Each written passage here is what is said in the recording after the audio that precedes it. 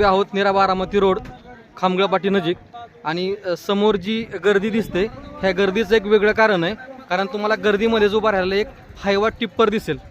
सध्या आता बारामतीमध्ये 8 दिवसापूर्वीच या डंपर हायवाखाली चिरडून 2 निष्पाप मुली व त्यांच्या वडिलांचा मृत्यू झालेली बातमी आणि ह्याच्यातून पूर्ण बारामती तालुका नव्हे तर जिल्हाही अजून बाहेर आलेला नसतानाच याच घटनेची पुनरावृत्ती होताच राहिलेली आहे. कारण की सदर तुम्ही हायवा बघताय, हायवावरचा हा वाहन चालक आहे, त्याचा कदाचित वय पूर्ण आहे का नाही माहीत नाही.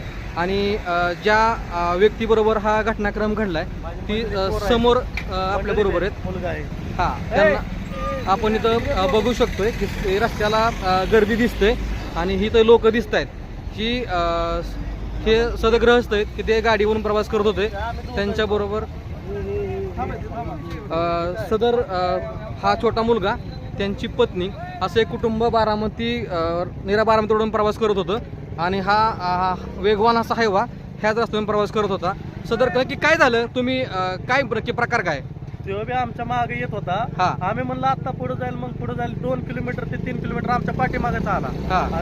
टोटल इथं त्यांनी गाडी आमच्या घातली. आम्ही वराटतोय सगळी, तरी त्यांनी काय लक्ष दिलं नाही. वरनं त्याला आम्ही अडवला, गाडी साईडला लावून पळत अडवला. मी तर म्हणतोय माझा मालक लय मोठा आहे. बर, मग त्याला आम्हाला काय मारायचं होतं का? सदर घटनेत ज्यांच्याबाबत हा घटनाक्रम घडलाय त्या सदर व्यक्तीनंच ही सांगितलेली माहिती आहे.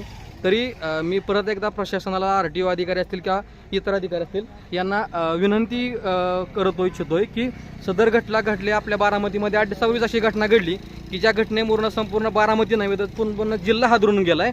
याबाबत वारंवार वरिष्ठांची चर्चा करून सुद्धा जर अशा घटना वारंवार घडत असतील तर नक्कीच याच्या घटनेसाठी जेवढे हायवा चालक असतील, वाहन चालक जबाबदार आहेत, त्यासाठी या परिसरातील या विभागातील अधिकारी पण जबाबदार असतील असं म्हणायला काही हरकत नाही.